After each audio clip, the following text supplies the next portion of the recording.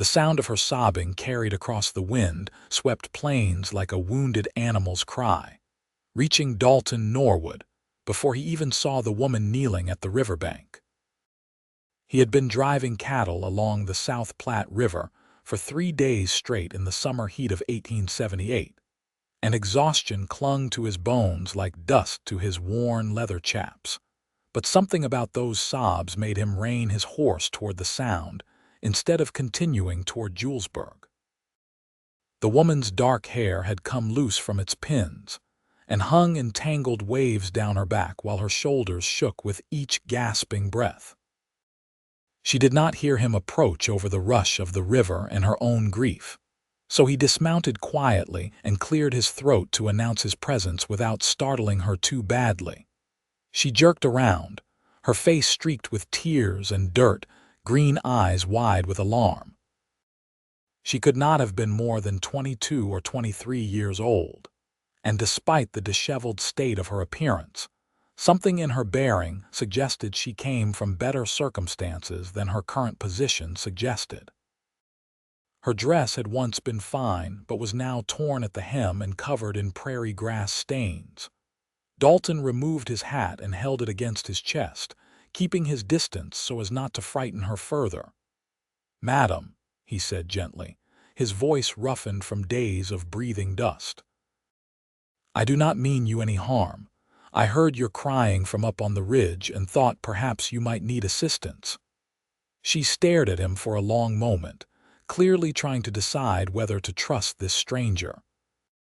Her hand moved instinctively to her throat where a locket had once hung, based on the pale mark against her sun-touched skin. Fresh tears welled up in her eyes and spilled down her cheeks.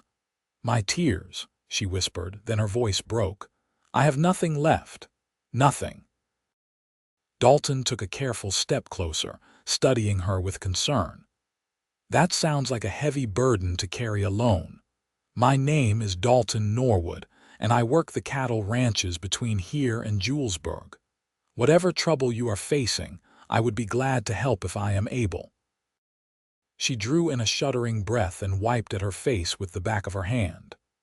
"I am Sophia Emerson," she said finally, "or I was. I do not know what I am anymore." He waited, patient as the land itself, until she found the strength to continue. The river rushed past them, indifferent to human suffering, while the afternoon sun beat down relentlessly on the Colorado plains. His horse stamped and snorted behind him, but Dalton kept his attention fixed on the broken woman before him. "My father died 6 months ago," Sophia began, her voice steadier now but hollow. "He owned a mercantile in St. Louis. When he passed, my stepmother wasted no time in selling everything and turning me out. She said I was old enough to make my own way and that she would not support another woman's daughter. I had a small inheritance from my mother, enough to start fresh somewhere new. A man named Richard Caldwell courted me, promised me a new life out west in Julesburg where he said he owned property and cattle. I believed him. I trusted him." The bitterness in her voice cut through the hot air. Dalton's jaw tightened as he began to understand where this story was heading. "We married in Denver 3 weeks ago," Sophia continued. "He insisted we travel immediately to Julesburg to his ranch, but there was no ranch. There was nothing.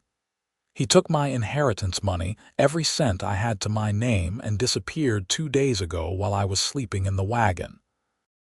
He left me 20 miles from town with no food, no water, and no way to survive. I walked here following the river and I have nothing. Nothing." Her voice rose at the end, desperation cracking through her carefully maintained composure. She pressed her hands to her face and began to cry again, her whole body shaking with the force of her grief and exhaustion. Dalton felt anger burn hot in his chest at the cruelty of the man who had done this to her. He had seen plenty of hardness in his 26 years on the frontier, but preying on a grieving woman and leaving her to die in the wilderness stirred a protective fury in him that he had rarely felt before. He closed the distance between them and crouched down beside her, keeping his movements slow and careful. "Miss Emerson," he said firmly, "your tears end here with me. I give you my word that you will not face this alone. I will take you to Julesburg, and I will help you get back on your feet. That man may have stolen your money, but he did not steal your life. You are still here, and that means you still have a future." She looked up at him through her tears, searching his face for signs of deception or ulterior motive. What she found there must have satisfied her because some of the tension left her shoulders. "Why would you help me? You do not know me." "Because it is the right thing to do," Dalton said simply, "and because no woman deserves to be abandoned and left for dead. I have a sister back in Kansas, and I would hope that if she ever found herself in trouble, some decent person would step in to help her." Sophia nodded slowly, seeming to accept this explanation. "I do not have any way to repay you. I am not asking for repayment." He stood and offered her his hand. "But I am asking you to trust me long enough to get you to safety. Can you do that?" She hesitated only a moment before placing her small, dusty hand in his larger, calloused one. He pulled her gently to her feet and steadied her when she swayed slightly. Up close, he could see the sunburn across her nose and cheeks, the cracked dryness of her lips, the exhaustion etched in every line of her face. She had been through hell and somehow was still standing. "When did you last eat or drink?" he asked, already knowing the answer would not be good. "I drank from the river this morning," she said. "I have not eaten since the day before Richard left. I had some hardtack in the wagon, but I finished it on the walk here." Dalton muttered something under his breath that would have made his mother scold him and led her to his horse. He pulled his canteen from the saddle and handed it to her. "Drink slowly.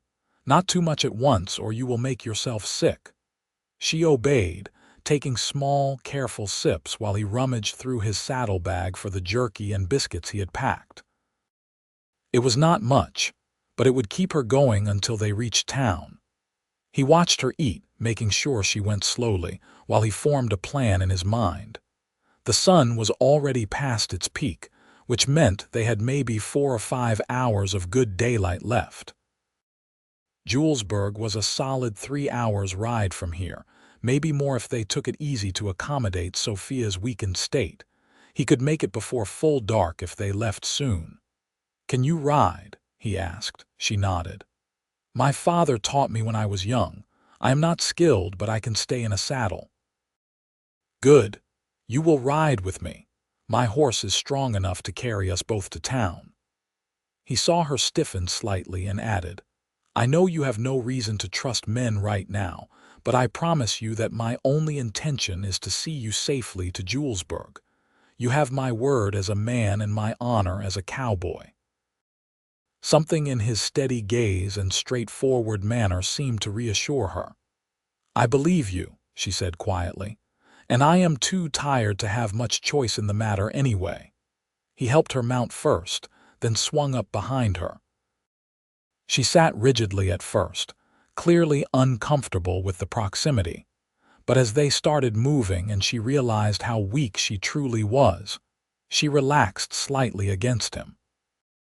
Dalton kept one arm loosely around her waist to steady her and held the reins with his other hand, guiding his horse at a gentle but steady pace along the river road toward town.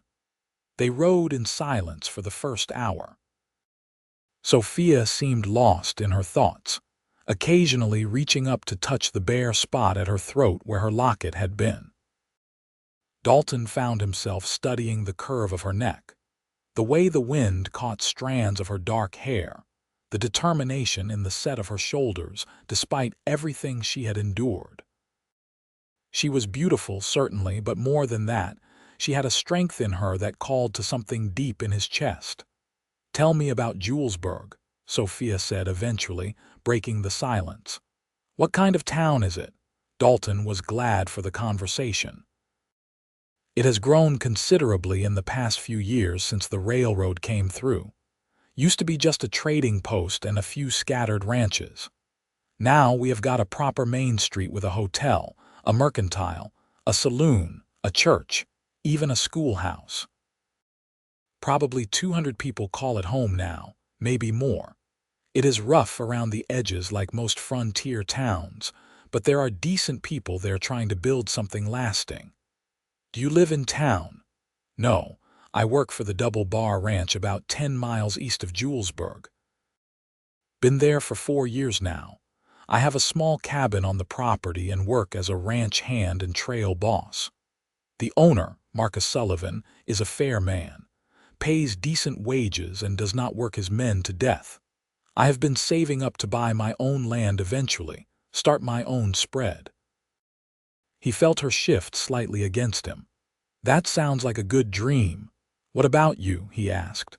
Before all this happened, what did you dream about? She was quiet for so long he thought she might not answer. When she finally spoke, her voice was soft and distant. I wanted a family. A real family, not like what I had with my stepmother. I wanted a home where people loved each other and took care of each other. I wanted children someday, and a garden and Sunday dinners that lasted for hours. Simple things, I suppose, but they meant everything to me. Those are not simple things, Dalton said. Those are the things worth living for. She turned her head slightly to look at him, and their faces were suddenly very close. He could see flecks of gold in her green eyes and the faint freckles scattered across her nose.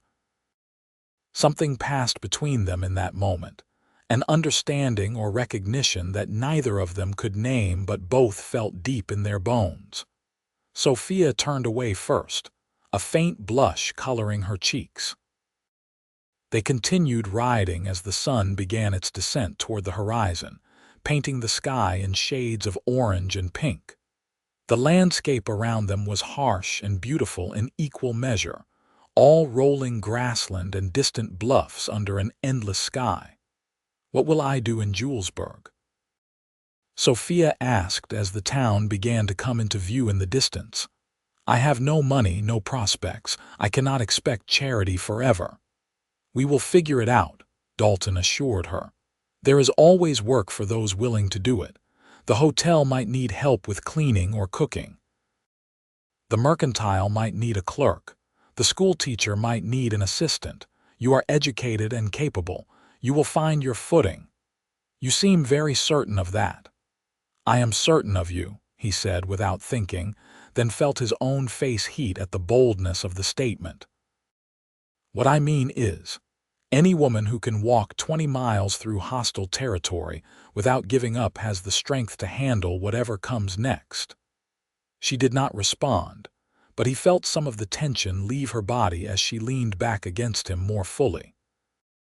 He told himself it was just exhaustion, that it meant nothing, but he could not deny the way his heart picked up pace at her nearness. They reached Julesburg as the last light was fading from the sky. The town was modest but bustling with activity even at this hour. Cowboys lounged outside the saloon, their laughter carrying down the dusty street. A few women in respectable dresses hurried toward their homes before full dark. The warm glow of lanterns spilled from windows, giving the whole scene a welcoming quality that made Dalton proud to call it his town. He guided his horse directly to the hotel, a 2-story building with a painted sign that read Julesburg Hotel and Boarding House in neat letters. He dismounted first, then helped Sophia down, steadying her when her legs nearly gave out beneath her. Easy, he murmured. You have been through a lot. Let's get you inside. The hotel proprietor was a woman named Martha Green, a widow in her 50s who ran the establishment with efficiency and a sharp tongue but a kind heart. She took one look at Sophia's condition and immediately went into action, asking no questions as she guided the younger woman toward the stairs. Room 3 is available, Martha said briskly. I will bring up water for washing and some soup from the kitchen.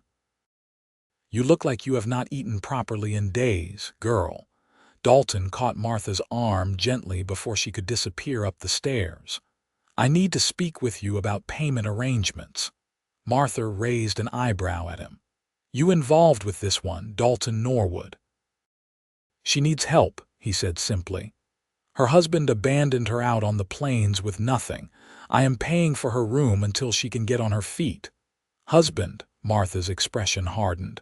Let me guess, Richard Caldwell. Both Dalton and Sophia, who had paused on the stairs, turned to stare at her. You know him? Sophia asked, her voice barely a whisper. Martha's face softened with sympathy. You are not the first one, honey. That snake came through here about 2 months ago with another girl, younger than you. He claimed to be a cattle buyer, stayed a week, borrowed money from half the businesses in town including mine, and disappeared owing everyone. The girl he was with turned out to be his sister, not his wife like he claimed. She was in on it. They worked together as confidence tricksters, moving from town to town, preying on trusting people. Sophia grabbed the railing to steady herself.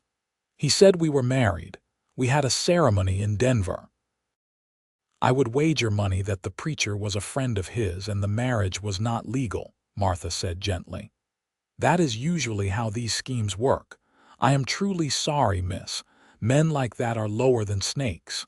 Dalton felt his hands curl into fists. Is the sheriff aware? Sheriff Thompson knows, but Caldwell and his sister are long gone by now. They never stay anywhere long enough to get caught. They are probably working some other town by now, ruining some other poor soul's life. Martha shook her head in disgust. Come on, dear. Let's get you upstairs and settled. We can sort out the details in the morning. Dalton watched them disappear up the stairs, feeling the weight of Sophia's situation settle over him. He paid Martha for a week's lodging, knowing it would put a dent in his savings but unable to consider any other option. When Martha came back down, she gave him a long, measuring look. You have always been one of the good ones, Dalton, she said, but be careful. That girl has been through trauma. She is vulnerable right now. I know that, Dalton said quietly. I am not looking to take advantage. I just want to help. Martha patted his arm. I believe you, but sometimes helping gets complicated, especially when feelings get involved. He did not have a response to that, so he simply tipped his hat to her and headed back out into the night. His horse needed tending, and he needed to get word to Marcus Sullivan at the ranch that he had been delayed. He would sleep in the livery tonight and figure out the next steps in the morning. But as he led his horse down the street, he could not stop thinking about Sophia's tear-stained face at the river and the way she had felt in his arms during the ride to town. Martha was right to warn him. Feelings were already involved, whether he wanted to admit it or not. The next morning dawned clear and hot, promising another scorching day on the plains. Dalton woke early in the livery, brushed the hay from his clothes, and headed to the hotel. He found Martha in the dining room serving breakfast to the handful of guests who lived there permanently. She is still sleeping, Martha told him before he could ask. That girl was exhausted down to her bones. I checked on her an hour ago and she was resting peacefully. Let her sleep as long as she needs. Dalton nodded and accepted a plate of eggs and biscuits that Martha pushed toward him. He ate mechanically, his mind already working through possibilities for Sophia's situation. He needed to ride out to the ranch today to explain his absence and collect his wages, but he was reluctant to leave town while Sophia was still so vulnerable. He was finishing his coffee when he heard light footsteps on the stairs. Sophia appeared in the doorway of the dining room looking considerably better than she had the night before. Her hair was clean and pinned up properly, and she wore a simple blue dress that Martha must have lent her. The exhaustion still showed around her eyes, but the desperate, hollow look had faded. "Good morning," she said softly, hovering uncertainly in the doorway. Dalton stood immediately. "Morning, Miss Emerson. How are you feeling?" "Better." confused and angry and frightened about the future, but physically better. She managed a small smile. "Mrs. Green has been very kind. She explained more about Richard, about what he is." "I heard," Dalton said. "I am sorry you were caught up in his schemes." Sophia moved further into the room and accepted a plate from Martha. She sat down across from Dalton and picked at her food for a moment before speaking. "I have been thinking about what to do next. I cannot simply wait for charity. I need to find work immediately."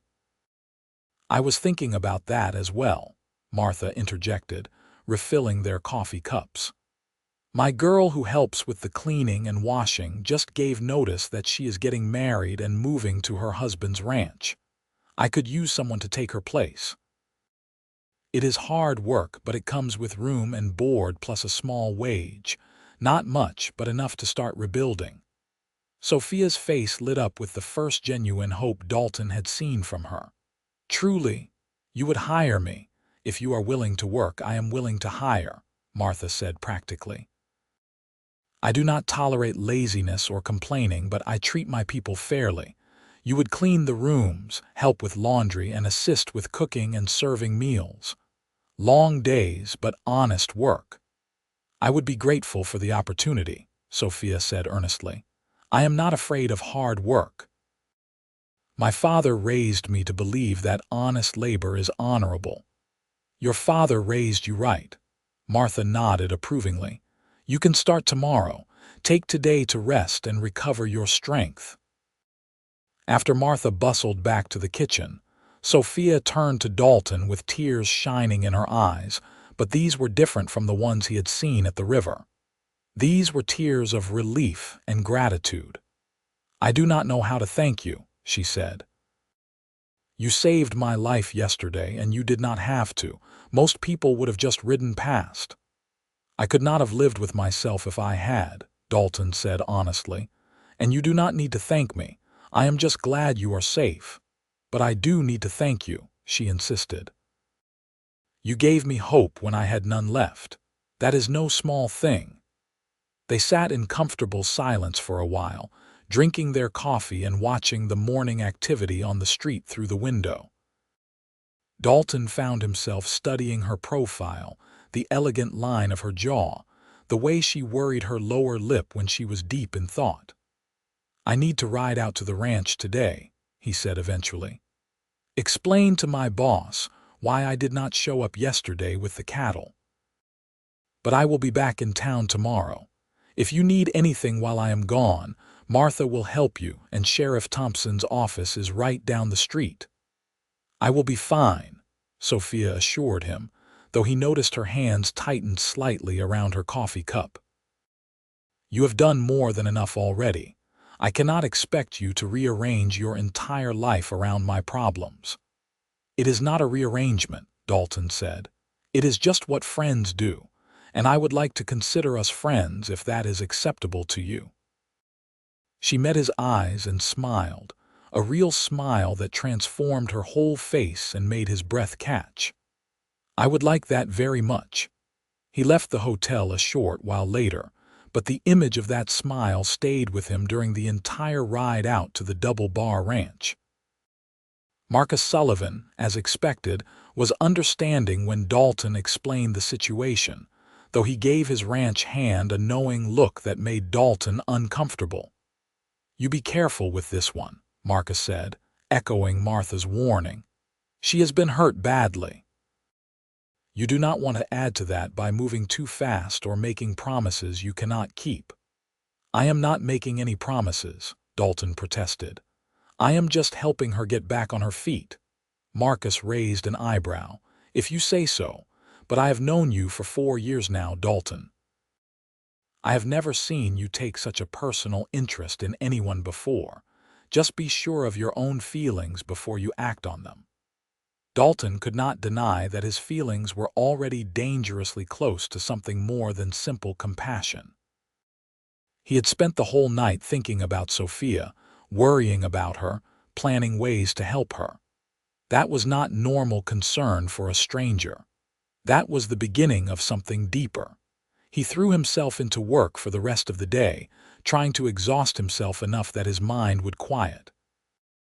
But that night, lying in his cabin listening to the distant sounds of cattle and coyotes, all he could think about was Sophia's green eyes and the way she had leaned against him during the ride to town. He rode back to Julesburg the next afternoon, telling himself it was just to check on her progress, nothing more. But his heart pounded harder as the town came into view, and he found himself guiding his horse straight to the hotel without conscious thought. He found Sophia in the laundry yard behind the hotel, her sleeves rolled up and her face flushed from the heat as she scrubbed sheets in a large tub. She looked up when she heard his horse and broke into a smile that made the ride worthwhile. "Dalton," she called out, drying her hands on her apron. "I did not expect to see you back so soon." He dismounted and led his horse to the hitching post. "I had business in town," he lied, knowing his business was simply her. "Thought I would stop by and see how your first day was going." "Exhausting," she admitted with a laugh, "but good. It feels wonderful to have purpose again, to be earning my keep rather than just accepting charity. Mrs. Green is a demanding employer, but she is also kind and patient when I make mistakes. I am glad to hear it." He leaned against the fence, content to watch her work. "Are you settling in all right? Do you have everything you need?" "More than I could have hoped for just 2 days ago," Sophia said. She returned to her washing but kept talking as she worked.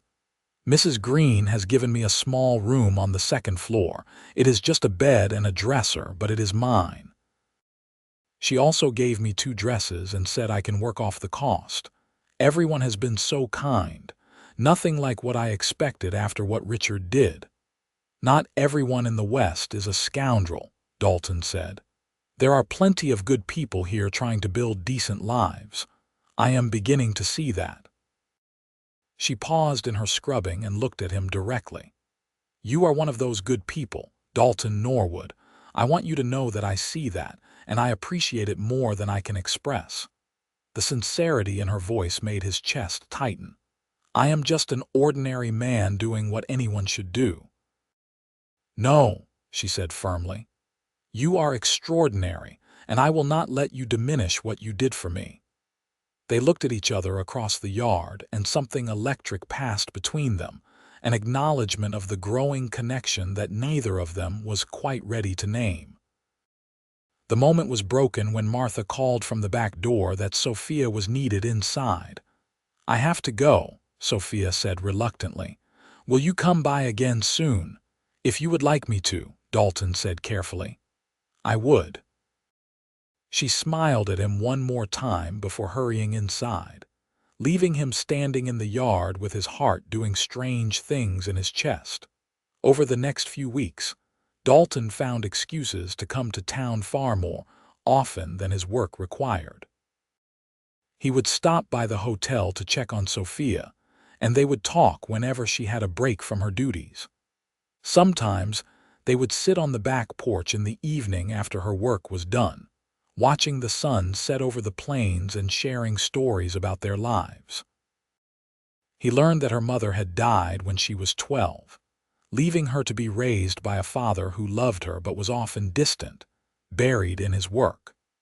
Her stepmother had come along 3 years later and had made Sophia's life quietly miserable with small cruelties and constant criticisms. When her father died, Sophia had been grief-stricken and vulnerable, making her the perfect target for someone like Richard Caldwell. Sophia learned about Dalton's childhood on a small farm in Kansas, the youngest of 5 children. His parents were hardworking but poor, and when he turned 18, he had headed west to make his own fortune rather than be another mouth to feed. He had worked various jobs before landing at the Double Bar Ranch, saving every penny he could toward his dream of owning his own land. "I want something permanent," he told her one evening as they sat together on the porch. "Something that belongs to me that I built with my own hands. I am tired of wandering, tired of working land that belongs to someone else. I want roots." "I understand that feeling," Sophia said softly. I thought I was getting that with Richard, a place to belong. It hurts to realize it was all a lie. It was not all a lie, Dalton said before he could stop himself. The wanting was real. The need for a home and family, that was real. He just was not the right person to build it with. She turned to look at him in the fading light, her expression unreadable. Are you saying you think I will find the right person someday? I think you deserve to find the right person, Dalton said carefully. Someone who will treat you the way you deserve to be treated, who will value you and protect you and build that home you dreamed about. And what about you? Sophia asked. Will you find someone to share your dream with? His throat felt tight as he looked at her, seeing the vulnerability in her eyes, the question she was not quite asking. He wanted to tell her that he already had found someone, that she was sitting right there beside him making his heart race, and his plans for the future rearrange themselves around her presence. But it was too soon. She had been hurt too badly, too recently. She needed time to heal, time to trust again. I hope so, he said finally, when the time is right. Something flickered in her eyes, disappointment or understanding, he could not tell. She nodded and looked away, back toward the horizon where the last light was fading to darkness. The summer wore on, brutally hot and dry. The grasslands turned brown and water became precious. Dalton worked long hours helping move the cattle to better grazing areas and maintaining the ranch's water sources. But no matter how tired he was, he still found his way to Julesburg every few days to see Sophia. She bloomed under the stability and purpose that her work provided. The haunted look faded from her eyes, replaced by a quiet confidence. She smiled more easily, laughed at his jokes, teased him gently when he was being too serious. He watched her become herself again, and with every passing day his feelings deepened into something he could no longer deny. He was falling in love with her. The realization hit him one afternoon in late August when he rode into town and saw her hanging laundry in the yard. The wind caught her skirt and sent it billowing, and she laughed as she fought to pin up a sheet. The sound of her laughter went straight through him, and he knew with absolute certainty that he wanted to hear that sound every day for the rest of his life. But knowing his own heart was only half the battle. He had no idea how Sophia felt about him. She clearly valued their friendship and seemed to enjoy his company, but that did not necessarily mean she was ready for anything more. She had been betrayed so thoroughly by Richard that it might take years for her to trust a man again, especially with her heart. He decided to be patient, to let her set the pace, to be her friend for as long as she needed him to be just her friend. It was torture watching her and not being able to tell her how he felt, but he would rather have her in his life as a friend than risk losing her entirely by pushing too hard too fast. September brought cooler weather and the first hints of autumn on the plains. The work at the ranch shifted to preparing for winter, and Dalton's visits to town became slightly less frequent, though he still made time to see Sophia whenever possible. One evening in mid-September, he arrived at the hotel to find Sophia waiting for him on the porch, which was unusual. She normally worked until nearly dark and was too tired for much conversation afterward, but tonight she seemed energized, almost nervous. "I was hoping you would come today," she said, standing as he approached. "I have something I need to tell you." Dalton's heart dropped. The seriousness in her tone made him worry that something was wrong. "What is it? Walk with me," she asked. "I would rather not have this conversation where everyone can overhear." He nodded, his concern growing, and fell into step beside her as she led him away from the hotel and down toward the river. They walked in silence until they were well away from town, the same stretch of river where he had first found her crying months ago. Sophia stopped at the water's edge and turned to face him, her expression a mix of determination and fear. "I have been thinking a lot lately about my life, about what I want and what I am ready for." "All right," Dalton said carefully, bracing himself for whatever was coming. "When you found me here, I was completely broken. I had lost everything, including my faith in people and in myself. You gave me hope when I had none, and you have been my friend when I desperately needed one." She paused, twisting her hands together nervously. "But my feelings have changed, Dalton. Or maybe they were always there, and I just was not ready to acknowledge them." His heart started beating faster. "What are you saying, Sophia?" "I am saying that I care about you," she said, the words tumbling out in a rush. "Not just as a friend, but as more than that. I think I have been falling in love with you for weeks now, and I cannot keep pretending that I have not. But I also know that I come with so much baggage. I was married, or thought I was married. I was fooled and used and abandoned. I am not sure I even know how to trust properly anymore. So I understand completely if you do not feel the same way, or if you do but do not want to deal with all my complications. I just needed to tell you the truth, because keeping it inside was making me crazy." Dalton stood frozen for a moment, barely able to believe what he was hearing. Then a smile spread across his face, wide and genuine and full of relief. "Sophia, I have been in love with you since about 2 weeks after I pulled you off this riverbank. I have been trying to be patient and give you time to heal, but every day I spend with you makes me more certain that you are exactly who I want to spend my life with." Her eyes went wide. "You love me, completely," he confirmed. "I know it is fast, and I know you have been through hell. I was trying to wait, trying to let you set the pace. But if you are telling me that you feel the same way, then I am not going to waste another minute pretending I do not." Tears filled her eyes, but they were happy tears this time. "I thought maybe you just felt sorry for me. That you were just being kind." "I was being kind," Dalton said, stepping closer to her. "But that is not why I kept coming back.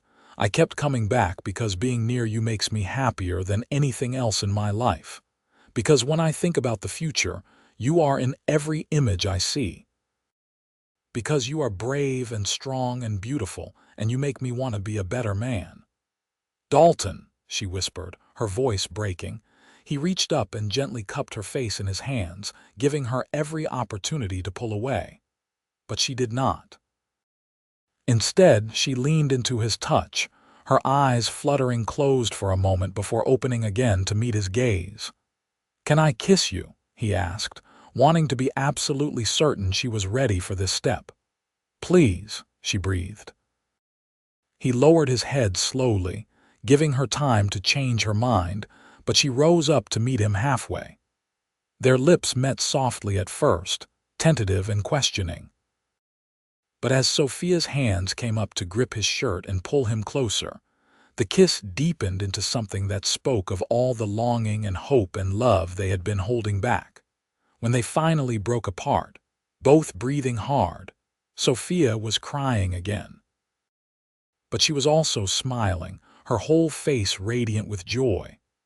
"Your tears end here," Dalton said softly, echoing his words from that first day. "I meant that then, and I mean it now. I cannot promise that life will always be easy, but I can promise that you will never face hardship alone again. I will be here always." "I believe you," Sophia said, "and I want to be here for you too. Whatever we build together." They stood by the river as darkness fell, wrapped in each other's arms, both marveling at how something beautiful had grown from such desperate circumstances. The same river that had witnessed Sophia's despair now witnessed the beginning of their future together. Over the next few months, their relationship deepened and solidified. Dalton spoke to Marcus Sullivan about his intentions, and his boss was supportive, even advancing him some wages so he could begin looking at parcels of land for sale in the area. Sophia continued working at the hotel, saving her wages and helping Martha, who had become something of a mother figure to her. The whole town watched their courtship with approval. People liked seeing happiness bloom from tragedy, and Dalton and Sophia made a striking couple. He was solid and dependable. She was gracious and hardworking, and together they seemed to bring out the best in each other. In November, Dalton found a piece of land that made his heart sing. It was 200 acres about 5 miles from Julesburg, with good water access from a creek that ran through the property year-round. There was a small cabin already built on the land, nothing fancy but solid enough to start with. The asking price was high, but with his savings and a small loan from the bank, he could just manage it. He took Sophia out to see it on a crisp autumn day when the sky was impossibly blue, and the air smelled of dried grass and coming winter. They rode together on his horse, her arms wrapped around his waist, and he felt a contentment so deep it almost hurt. When they reached the property, he helped her down and led her around, pointing out the boundaries and the creek and the cabin. She walked the land with him, her eyes taking in every detail, and he could see her mind working, imagining what it could become. "What do you think?" he asked when they finally stopped at the top of a small rise that overlooked the whole property. "I think it is perfect," Sophia said honestly. "I can see cattle grazing there and maybe a vegetable garden near the cabin.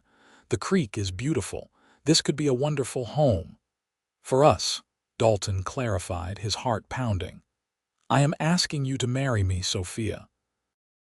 I know we have not been courting for very long by traditional standards, but I have never been more certain of anything in my life. I want to build this ranch with you. I want to wake up next to you every morning and fall asleep with you every night. I want to have children with you and grow old with you. Will you marry me?" Sophia turned to face him fully, tears streaming down her cheeks again, but her smile was incandescent. "Yes," she said without hesitation. "Yes, I will marry you. I want all of those things too." He swept her up in his arms and spun her around, both of them laughing like children. When he set her down, he kissed her thoroughly, pouring all his love and promise into it. She kissed him back with equal passion, her hands tangled in his hair, her body pressed close against his. "I love you," he murmured against her lips. "I love you so much." "I love you too," she replied. "Thank you for finding me at that river. Thank you for not riding past." "Best decision I ever made," Dalton said, and meant it with his whole heart. They married in early December in Julesburg's small church, with Martha standing up for Sophia and Marcus standing up for Dalton. Half the town crowded into the pews to witness the ceremony, many of them remembering the broken woman who had arrived in the summer and marveling at the transformation. Sophia wore a simple but elegant dress that she had sewn herself with Martha's help, and she had never looked more beautiful in Dalton's eyes. When the preacher, a legitimate one this time, pronounced them man and wife, Dalton kissed her with all the love and reverence he felt. The congregation cheered, and someone started playing a fiddle, and the whole thing turned into an impromptu celebration right there in the church. They spent their wedding night at the hotel in a proper room that Martha had decorated specially for them. And for the first time, Sophia gave herself to Dalton completely, without fear or reservation. He was gentle and patient, making sure she felt safe and loved every moment, and when she cried afterward, he held her and let her release all the old pain so they could move forward together, unburdened. "I never thought I could be this happy," Sophia whispered against his chest as they lay tangled together in the darkness. "After everything that happened, I thought I was destined to be alone and bitter, but you changed everything." "We changed everything," Dalton corrected, kissing the top of her head. "You had to be brave enough to let yourself love again. That took tremendous courage." "You made it easy," she said. From that very first day when you promised me my tears would end with you, I felt something shift inside me.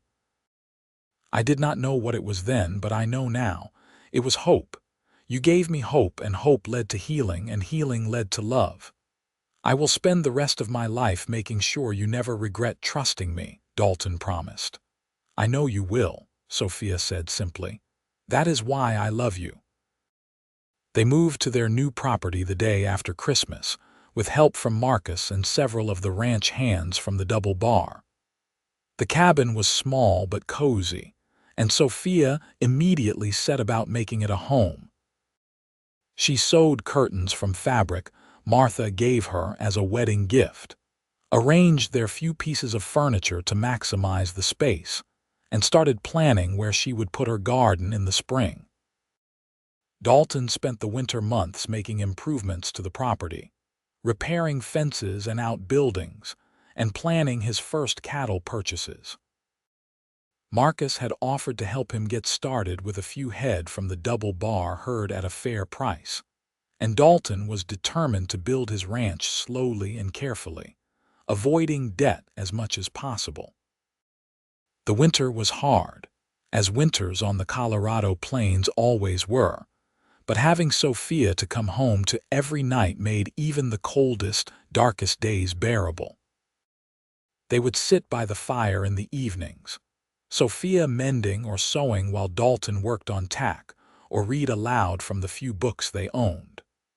Sometimes they would just talk for hours, sharing dreams and memories, learning each other in all the small, intimate ways that newlyweds do.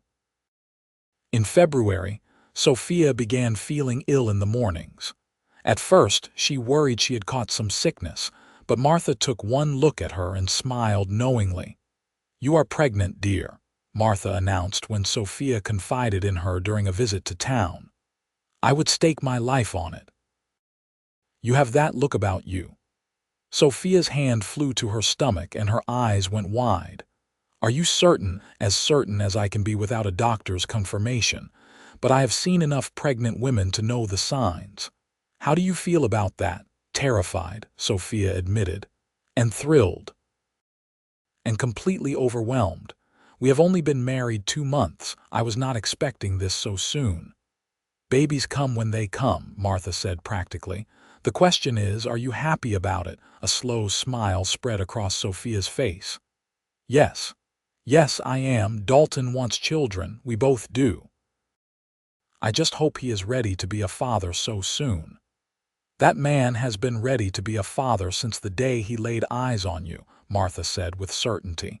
"He is going to be over the moon." She was right. When Sophia told Dalton that evening, he was speechless for a full minute before he let out a whoop of joy that probably carried all the way to town. He picked her up and spun her carefully, mindful now of the precious cargo she carried, and then set her down and dropped to his knees to press his ear against her still flat stomach. "There is a baby in there," he said in wonder. "Our baby." "Our baby," Sophia confirmed, running her fingers through his hair. "Are you happy?" He looked up at her with eyes full of tears. "Happy does not even begin to cover it. Sophia, you have given me everything I ever dreamed of. A home, a purpose, and now a family. I am the luckiest man alive." "We are both lucky," she said softly. "We found each other when we both needed it most." The pregnancy progressed smoothly through the spring and summer.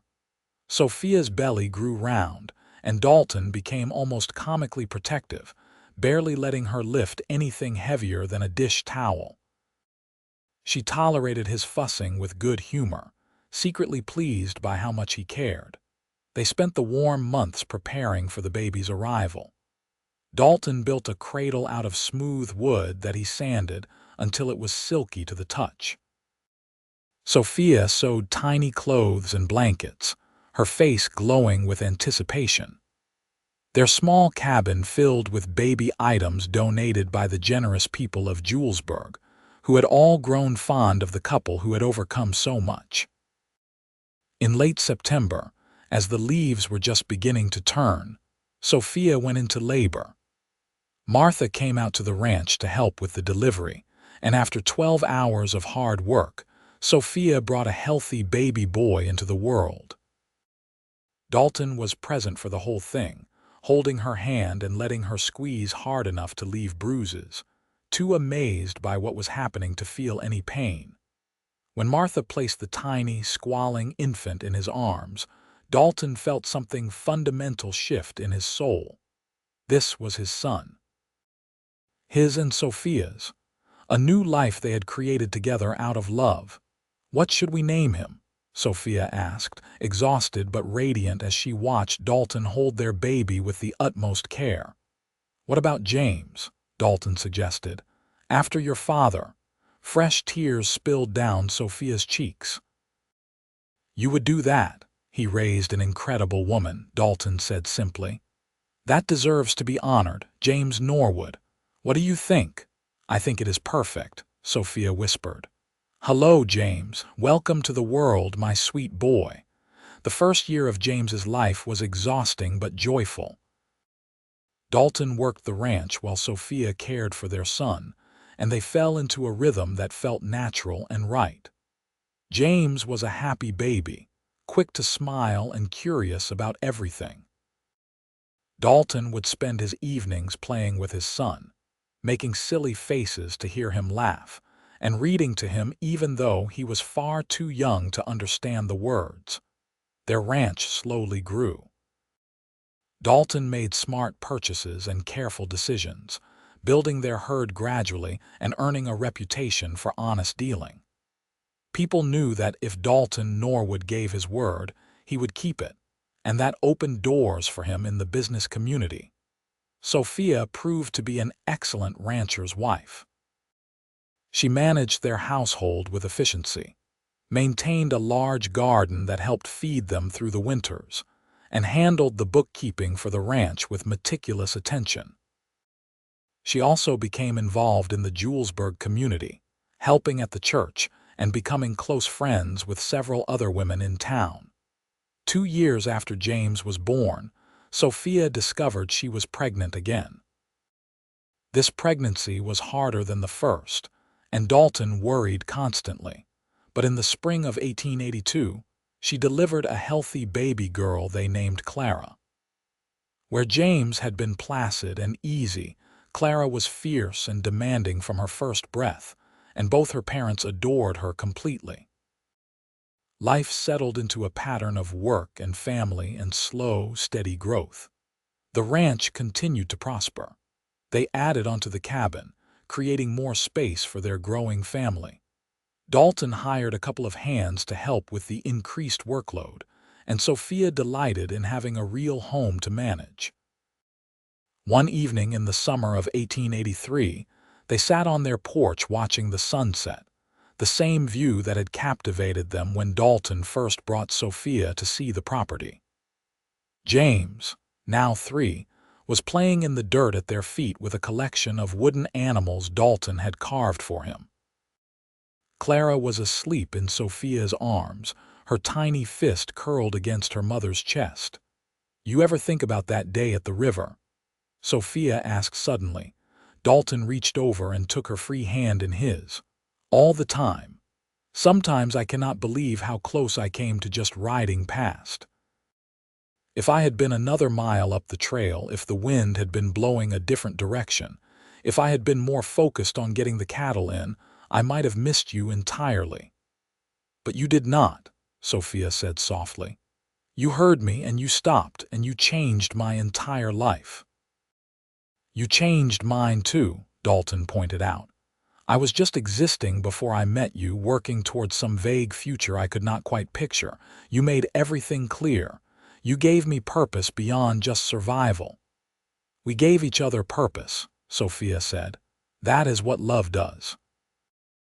It takes 2 broken pieces and makes them whole." "Were you broken?" Dalton asked, looking at her in the fading light. "I never thought of you that way." "I was shattered," Sophia admitted. "But you helped me put myself back together, and in doing so, I became stronger than I was before. Richard Caldwell tried to destroy me, but instead he led me to you. In a strange way, I am almost grateful to him for being such a scoundrel. If he had been even remotely decent, I might have settled for a mediocre life. Instead, I found an extraordinary one." Dalton raised her hand to his lips and kissed it gently. "I promise you that I will spend every remaining day of my life making sure you never regret choosing me." "I could never regret it," Sophia said with absolute conviction. "You are my home, Dalton Norwood. You and these babies and this ranch and this life we have built together.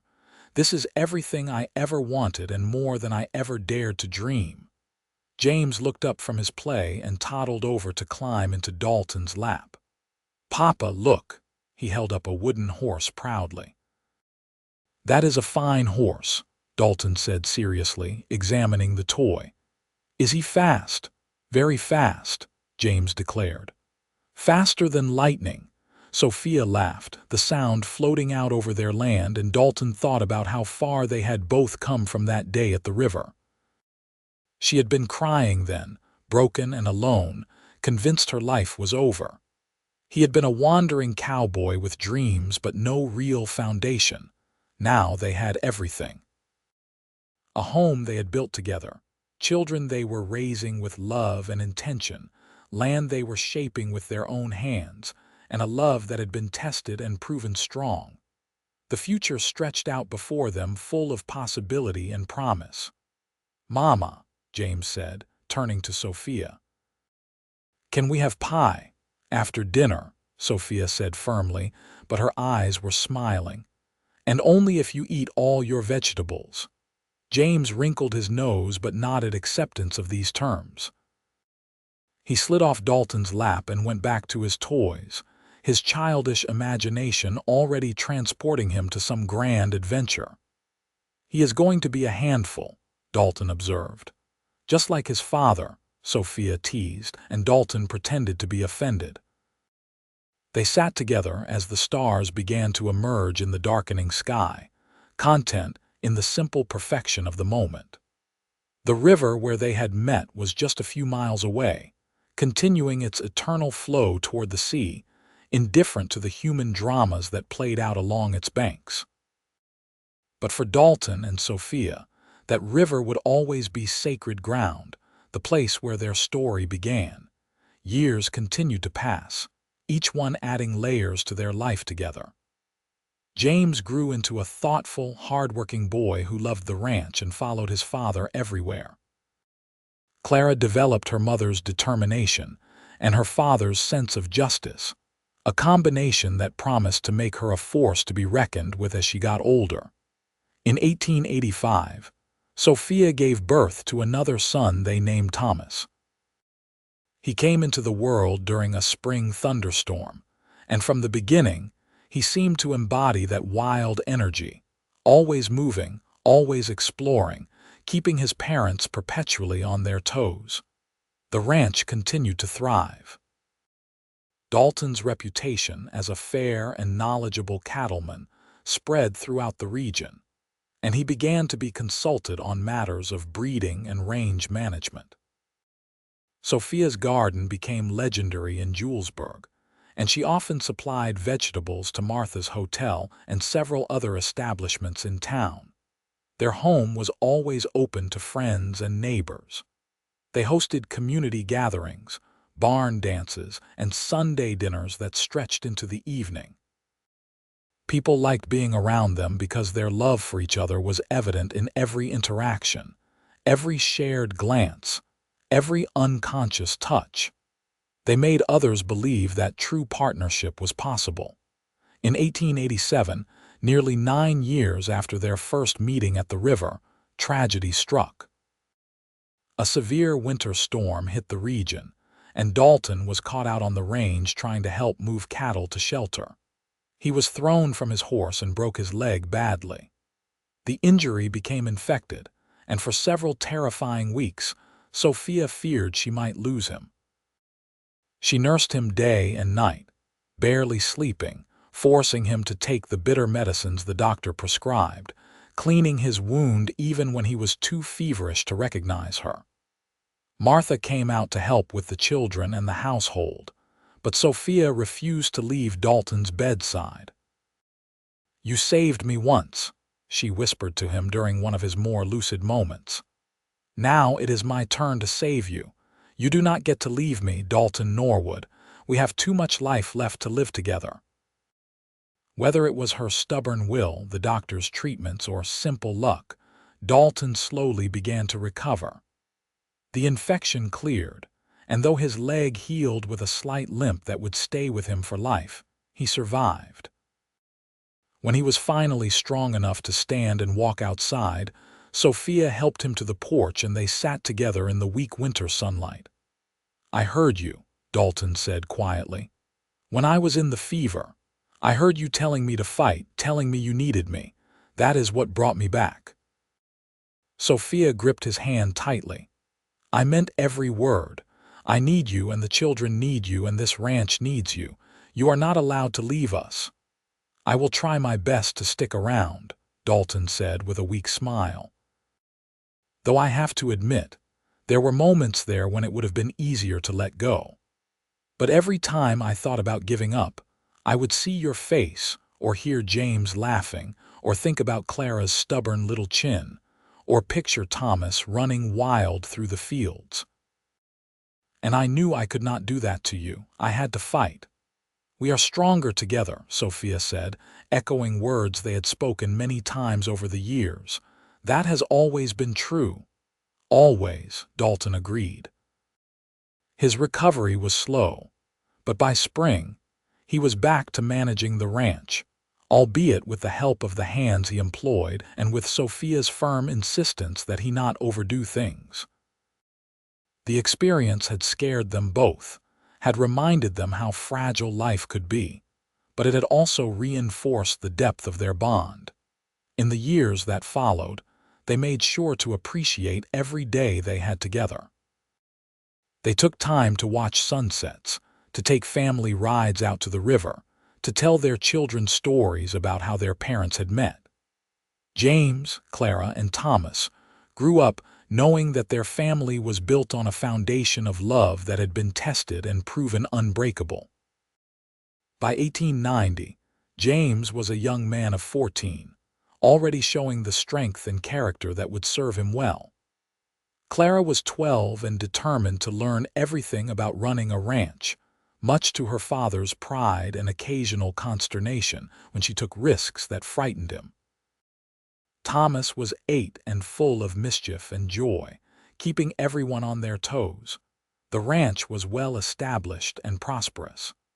Dalton had achieved his dream of owning substantial property and was respected throughout the region. Sophia had the home and family she had yearned for all those years ago. Their love had not dimmed, but had instead deepened into something rich and complex, layered with shared history and common purpose. One autumn evening, Dalton and Sophia rode out alone to the river, leaving the children in the care of their trusted foreman and his wife. It was something they tried to do a few times a year, take time just for themselves, to remember who they had been before they became parents and ranchers and community pillars. They dismounted at the exact spot where Dalton had found Sophia crying all those years ago. The cottonwoods along the bank had grown taller, and the river followed the same path it always had, but otherwise, the place was unchanged. "You remember what you said to me?" Sophia asked, standing at the water's edge as she had that long-ago day. "I said several things," Dalton replied, coming to stand beside her. "Which are you thinking of? Your tears end here with me."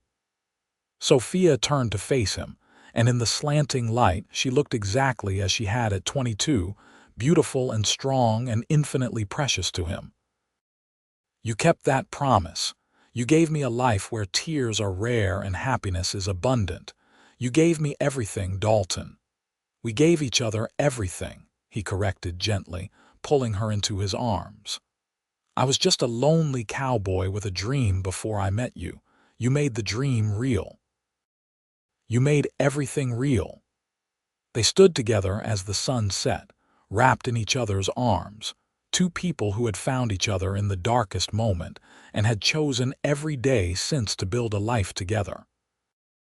The river flowed past them, carrying water from distant mountains to faraway seas, connecting everything in its path.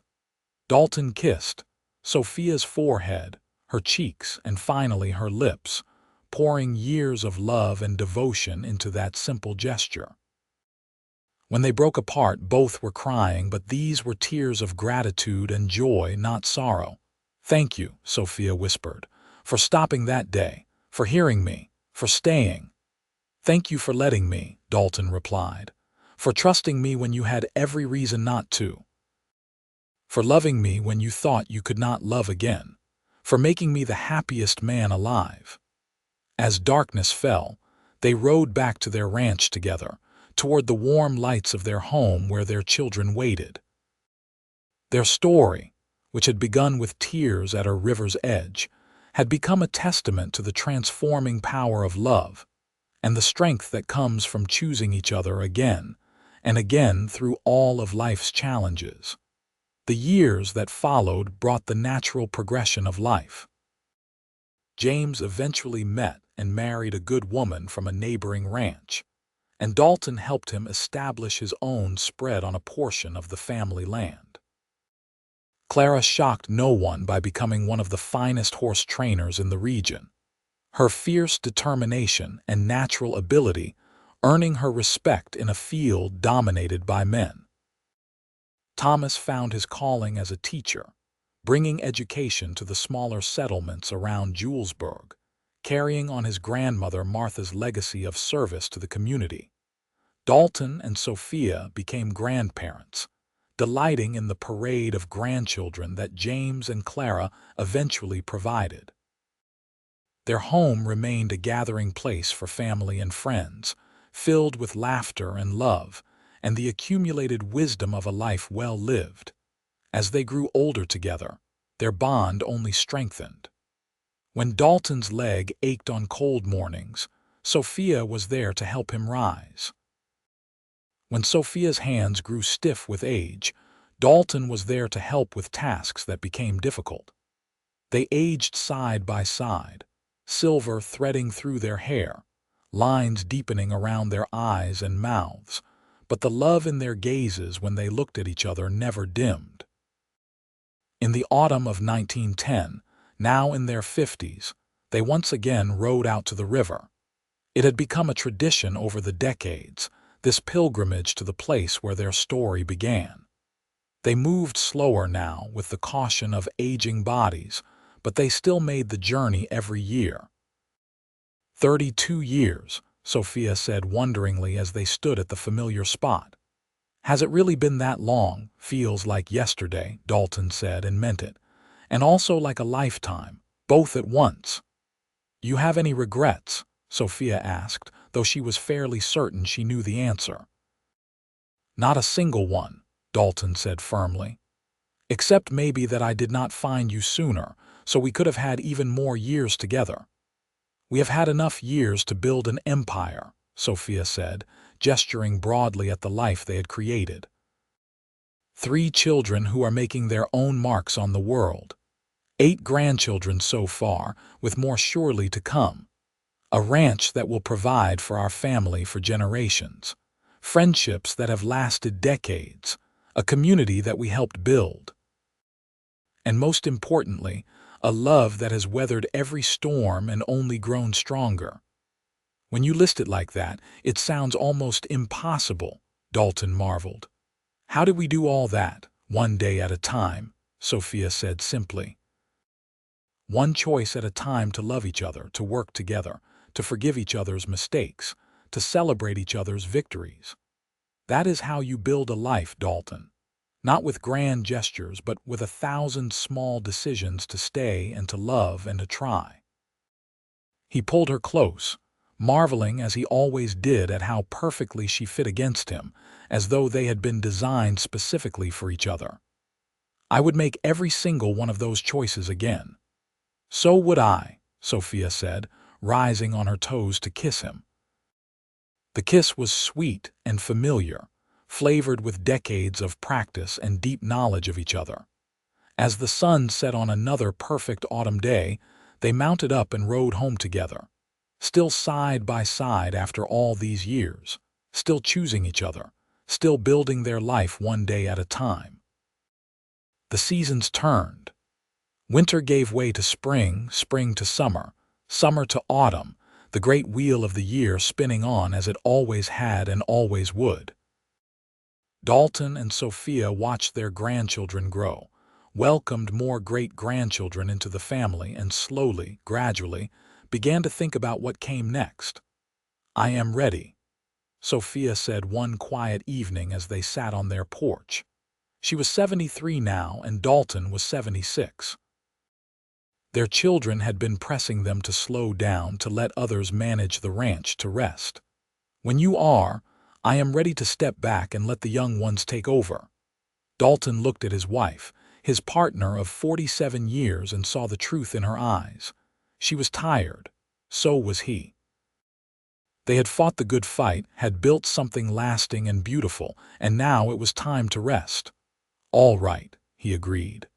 "Let us call the family together and make it official. James is more than ready to take over full management. Clara and Thomas can help him. It is time." The transition was smooth, as such things went. Their children had been preparing for years, and the ranch continued to operate seamlessly under the next generation's leadership. Dalton and Sophia moved into a smaller house on the property, a comfortable place where they could watch the ranch continue without the daily burden of running it. They spent their final years doing exactly what they wanted. Long rides through their land, watching the seasons change. Time with their ever-growing family, holding great-grandchildren and telling stories about the old days. Quiet evenings on the porch, holding hands and watching sunsets, still finding new things to talk about after nearly 5 decades together. Dalton passed first, in his sleep one warm June night in 1925, just shy of his 83rd birthday. He simply went to sleep beside the woman he loved and did not wake up.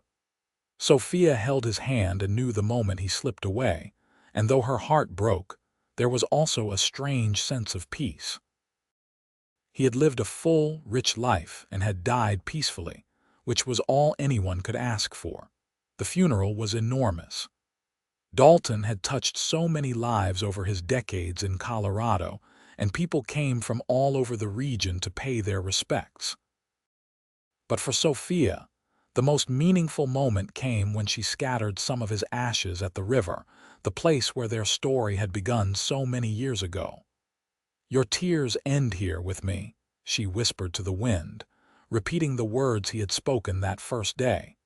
"You kept your promise, my love. Now I will keep mine. I will live the rest of my days grateful for every moment we had together." She returned to the ranch and threw herself into spending time with her family, determined to squeeze every drop of joy from the time she had left. She told her grandchildren and great-grandchildren stories about their grandfather, making sure his memory would live on in the family he had helped create. Sophia lived 3 more years, remaining sharp and engaged until the very end. When she died peacefully in her sleep in October of 1928 at the age of 76, surrounded by family, her final words were a smile and a whisper. "I am coming, Dalton.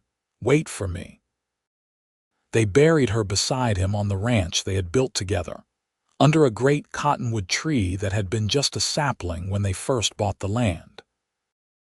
Their children commissioned a single shared headstone that read, "Dalton Norwood, 1842, 1925, Sophia Norwood, 1852, 1928, united by the river, sustained by love, eternal in spirit." Their story became legend in Julesburg and the surrounding area.